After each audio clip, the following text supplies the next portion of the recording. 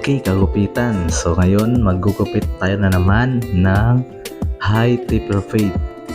So nakikita nyo mga gops na talagang makapal yung kanyang buhok. So try natin kung kaya natin ng high taper fade kasi yun ang request ng ating client. So ayan mga gops. Yung kanina 4 yun. 4 guard ang ginagamit ko, then ginagamitan ko din ng shiver clipper dyan. So tinitrim ko muna, nilagay ko muna ang guide dyan, nagaguide muna tayo, and then pagkatapos nyan guard 1 tayo mga gops. So yung pagkuha natin ka gops, yung una, yung nag-shape tayo, naglagay tayo ng guide, so hindi masyadong mataas lang muna para meron pa tayong space na para makukuha natin. So yan, guard 2 yan mga kagops. Then 1/2 guard, 1/2 guard tayo dyan mga kagops. Yan, tuloy-tuloy lang. So kikita nyo kanina, masyadong makapal talaga yung kanyang buhok. Ayan, ginunting ko na mga gops.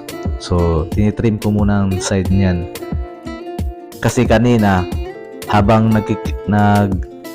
gamit ako ng guard na 4, parang hindi masyadong makapal pa. So nag-request yung client natin na sabi niya kung pwede manipis pa, inipis-nipis pa daw. So ayan, tinitrim ko ng gunting yan, then binalik ko yung 4 para walang mga sobra-sobra. Ayan, so linis dahil okay na yan mga gops. So kasi high man yan, high taper fade, yung fade niya, yung pinakanipis niya taas, yung nasa taas na.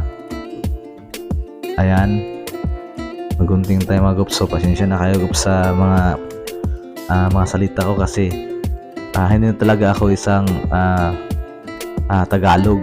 So isang Baganggenyo ako, kaya minsan nahihirapan din ako mag-Tagalog. So ayan, sa likod yan, shiver clipper, then zero natin yan sa baba.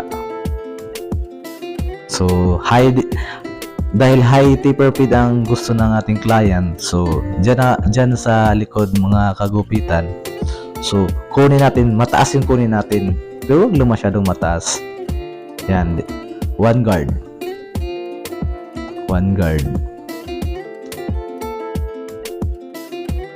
and then 2 guard. So tuloy-tuloy lang mga kagops, 2 guard. Dapat yung pag ano mga gops, pag clipper niyo yan mga gops, wag yung pababa, dapat pataas para iwas tayo ng kanal-kanal dyan. Dito sa bandang likod niya mga gops, maraming yan mga mahihirapan tayo dyan. Kahit saan tayo, kahit anong ulo yan, mahihirapan talaga tayo sa likod. Pero tiis-tiis lang, kailangan natin yan matatapos yan. So yan, nilinisan ko na sa bandang ibaba.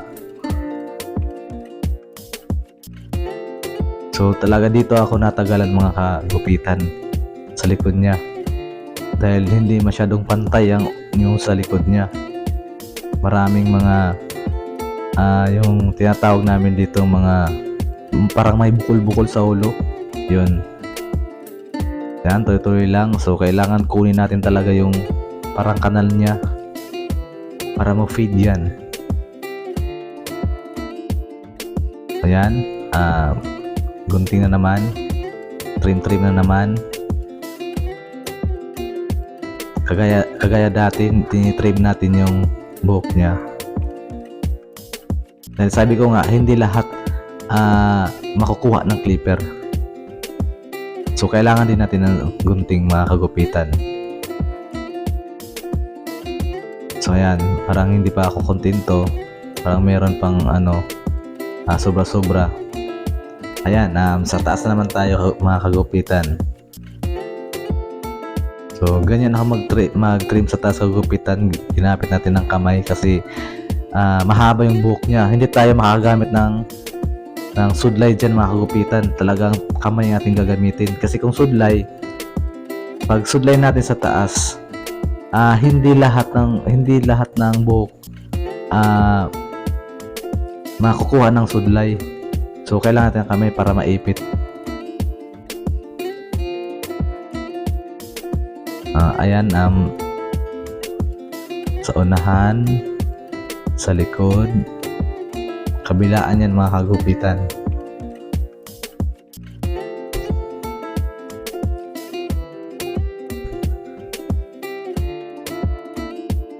Kailangan makapal yung buhok niya mga kagupitan. Talaga masyadong makapal talaga.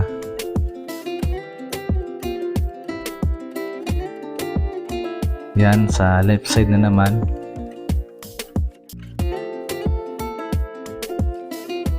Okay, sa left side. Ginamitan natin ng kamay. Kasi ako kagupitan, hindi ako halos gagamit ng kamay. Pag marami akong customer, hindi na ako gagamit ng kamay.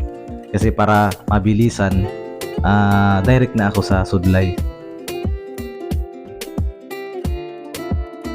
Ito lang, ginagamitan ko ng kamay kasi talagang mahaba yung buhok niya. Din dobling ingat din tayo kasi yung nasa noo niya parang halos wala ng buhok, yung tinatawag dito sa amin na angas. Yan,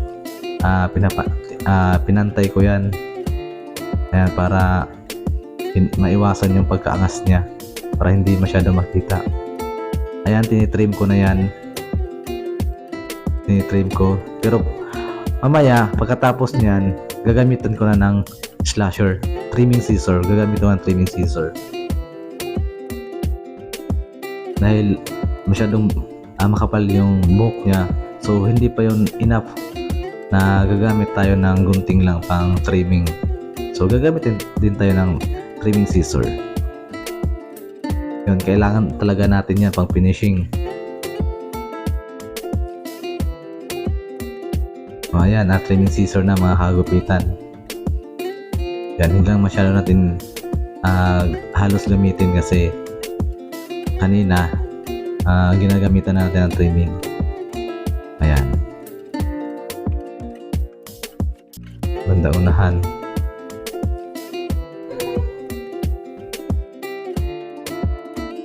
Ayan, mag-shave na tayo. So, ang pag-shave talagang doble ingat din tayo mga kagupitan. Dahan-dahan lang tayo. Kasi kakamali mo yan lang, magdudugo yung ulo ng ating client. So ayan. Ayan. So tapos na yan mga kagupitan.